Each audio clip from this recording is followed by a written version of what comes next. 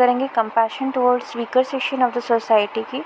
Compassion का अर्थ होता है किसी दूसरे के पेन को समझना एंड देन उसको एक्टिव मेजर लेना उस पेन को एलिमिनेट करने का के लिए। तो कंपैशन इन नटशेल होता है एम्पैथी प्लस एक्शन, क्योंकि एम्पैथी का मतलब होता है किसी की जो पीड़ा है उसको समझ पाना, लेकिन उसको समझने तक सीमित मत रहना। कंपैशन में हम उस पीड़ा को ख़त्म करने के लिए प्रॉपर एक्शन लेते हैं। तो कंपैशन का अर्थ होता है एम्पैथी प्लस एक्शन, यानी understanding someone's pain and taking active measures to eliminate that pain. सिर्फ ये नहीं करना है कि हमें किसी के देख के कि हाय बेचारा बड़ा कष्ट में है, ऐसे करेंगे तो दैट इज़ एम्पैथी। बट जब हम उसको कहेंगे कि मैं इसके कष्ट को दूर करने के लिए कुछ कर सकती हूँ, तो दैट इज़ कंपैशन। यक्ष ने युधिष्ठिर, ये कोट हम यूज़ कर सकते हैं कि यक्ष ने युधिष्ठिर से पूछा कि दुनिया का सबसे बड़ा धर्म क्या है, तो युधिष्ठिर ने रिप्लाई किया कि कंपैशन इज़ द बिगेस्ट धर्म। तो इससे हम इंट्रोड्यूस कर सकते हैं अपने आंसर्स को, या इससे हम कहीं किसी कोट कहीं पे मतलब इसको यूज़ कर सकते हैं। तो this is a quote which you can use. Weaker section of the society मतलब जो पुअर पीपल होते हैं, बेगर्स होते हैं, डेस्टिट्यूट्स होते हैं, ऑर्फेंस होते हैं, सीनियर सिटीजन्स जिनको लोग छोड़ देते हैं, SC ST persons with disability, transgender and women. अब इम्पॉर्टेंस क्या है सिविल सर्विसेज में? सिविल सर्विसेज में इम्पॉर्टेंट सबसे पहला तो है कि जो सोशल जस्टिस है उसको इंश्योर करने के लिए, ठीक है, जो कि नॉट इन्फ्लुएंस हैं, जो रिच नहीं है, जैसे कि माइग्रेंट वर्कर्स हो गए, सीनियर सिटीजन्स हो गए। तो अब देखिए ड्यूरिंग कोविड जो है माइग्रेंट्स वर्कर्स को कितनी प्रॉब्लम हो गई थी। तो हमारे अंदर किसी भी सिविल सर्वेंट के अंदर अगर कंपैशन होगा तभी तो वो उनके लिए एक्शन ले पाएगा। For better service delivery in government offices, मतलब गवर्नमेंट ऑफिसेज में किस तरह से गवर्नमेंट ऑफिसेज में अगर आप जाएं तो वहाँ पे लोग अगर रूडली बात करें या आपकी बात को ही ना समझें तो वो सर्विस डिलीवरी ख़राब है, क्योंकि वहाँ पे शायद लोगों में कंपैशन नहीं है। लेकिन वहीं आपको प्रॉपरली हैंडल किया जाए, आपकी बात को सुना जाए, तो डैट इज़ कंपैशन। कंपैशन की वजह से वो आ रहा है, तो that is better service delivery. For ensuring a life with dignity to socially ostracized class and punishing perpetrators and misconduct against them। मतलब कोई भी जो सोशली ऐसे लोग हैं जो थोड़ा सा मार्जिनलाइज सेक्शन है, उनकी लाइफ डिग्निटी के साथ वो जी सकें, जैसे ट्रांसजेंडर हो गए, ठीक है। इस तरह के लोग अपनी लाइफ को डिग्निटी से जी पाएंगे जब सिविल सर्वेंट जो होंगे वो कंपैशनेट होंगे, क्योंकि वो उनको कंपैशनेट होने के बाद मेन स्ट्रीमिंग का काम करेंगे और जो वीकर सेक्शन है उनकी स्पेशल नीड्स का ख्याल रखने के लिए। जैसे कि कुछ टाइम पहले मैंने न्यूज़पेपर में पढ़ा था कि जो लखनऊ के DM थे पहले के, श्री कौशल किशोर शर्मा, उन्होंने जब इलेक्शन के दौरान पहली बार ऐसा शुरू किया था कि जो डिसेबल्ड पीपल हैं, जो दिव्यांग जन हैं, उनके लिए रैंप की व्यवस्था की थी। अभी तो वो काफ़ी जगह पे होने लगा है, बट शुरुआत उन्होंने ही की थी, तो उसके लिए उन्हें अवार्ड भी मिला था। इस तरह से कई सारे सिविल सर्वेंट करते हैं, जिसका हम एग्जांपल्स लिख सकते हैं। For implementing the ideals of DPSP on ground level and realising Gandhi's maxim of Sarvodaya. Gandhi ji की जो सर्वोदय की मैक्सिम थी उसको इम्प्लीमेंट करने के लिए ग्राउंड लेवल पे और DPSP के वैल्यूज़ को। फिर अब जो एटीट्यूड टुवर्ड्स वीकर सेक्शन क्या हो सकता है लोगों का या सिविल सर्वेंट का? एपैथी मतलब कोई कंसर्न नहीं होना, कोई इंटरेस्ट नहीं होना, उनकी प्रॉब्लम में हमें कोई मतलब ही नहीं है। तो ये एक सिविल सर्वेंट का एटीट्यूड हो सकता है towards a weaker section. That would be a very bad case, ठीक है। तो उस केस में बहुत ख़राब डिलीवरी होगी और सोशल जस्टिस इंश्योर नहीं होगा। फिर होता है sympathy, feeling of kindness while seeing their suffering. मतलब हाँ कि कोई है तो उनको देख के हमें थोड़ा सा लगा कि हाँ इनको समस्या तो है, लेकिन this is not much effective. फिर उसके बाद आता है एम्पैथी। एम्पैथी का मतलब होता है कि उनकी प्रॉब्लम को समझना, उनके जैसे इमोशंस को फील करना। तो that is also strong, but most needed is compassion, क्योंकि कंपैशन में हम क्या करते हैं, एक्टिव मेज़र लेते हैं उनकी प्रॉब्लम को ख़त्म करने के लिए। तो अगर ऐसे दिखाएं तो empathy then sympathy, then empathy, and then compassion. तो compassion is the strongest among these fours. ठीक है. फिर डेडिकेशन टूवर्ड्स पब्लिक सर्विस. तो dedication is a virtue of being devoted और loyal to duty, purpose, thought और action, even to person, और this makes a person to continue acting even in bad situation. मतलब dedication क्या होता है, एक virtue होती है जिसकी वजह से जो कोई व्यक्ति है वो अपनी ड्यूटी के प्रति, अपने जो लक्ष्य है उसके प्रति, जो थॉट, जो एक्शन है, जो पर्पस है उसके प्रति लॉयल रहता है. तो दैट इज़ डेडिकेशन. और उसमें व्यक्ति जो होता है वो बुरी से बुरी सिचुएशंस में भी काम करता है. तो dedication toward public service means being loyal and devoted towards public service. तो डेडिकेशन का इन जनरल मतलब ये हो गया. अगर पब्लिक सर्विस की बात करें तो लॉयल होना, डिवोटेड होना towards public service even at the cost of personal life and comfort. अपने जीवन के कंफर्ट को ताक पे रखते हुए हमें पब्लिक के लिए डिवोटेड और लॉयल रहना है, पब्लिक सर्विस के लिए. तो that is devotion to public servants and that comes from compassion for the masses and the spirit of service. मतलब आपके अंदर सब कंपैशन होना चाहिए मासेस के लिए और काम करने की एक स्पिरिट होना चाहिए. फॉर एग्जांपल जो IMA के चीफ थे इंडियन मेडिकल एसोसिएशन के अग्रवाल जी, उनकी डेथ हो गई थी ड्यू टू कोविड.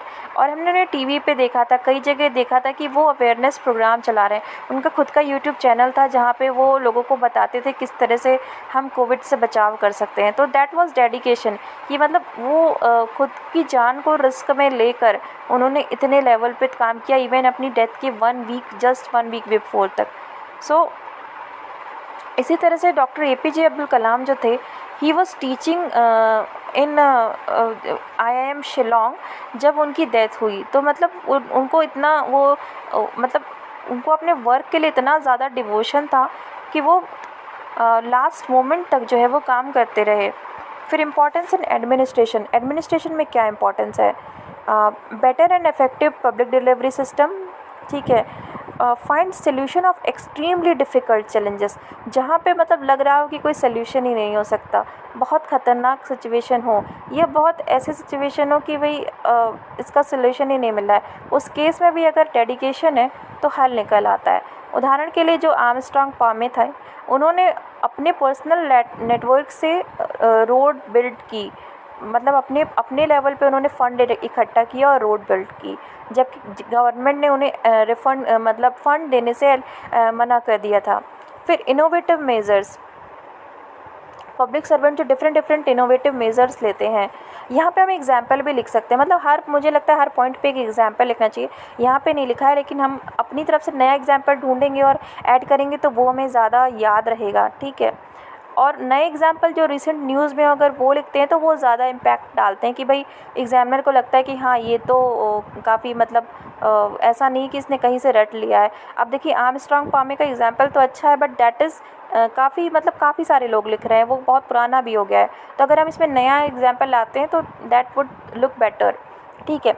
फिर गांधीयन मैक्सिम जो सर्वोदय और DPSP की है, इसको ग्राउंड लेवल पे इम्प्लीमेंट करा. ये आप देख सकते हैं कि ये पॉइंट लगातार बार बार आ रहा है, but this point can be used very effectively. इसको हम यूज़ कर सकते हैं.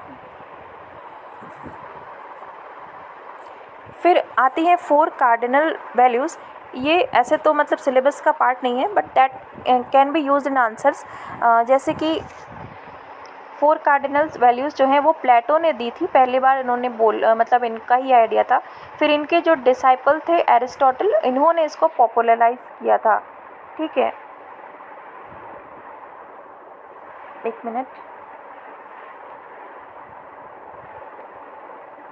तो पहली जो वैल्यू होती है प्रूडेंस. प्रूडेंस का मतलब होता है किसी भी चीज़ को, राइट एंड रॉन्ग को बहुत ही इवेलुएट करना ठीक प्रकार से. इसको प्रूडेंस मतलब बहुत थॉटफुल होना, बुद्धिमत्ता से प्रयोग किसी चीज़ को समझना.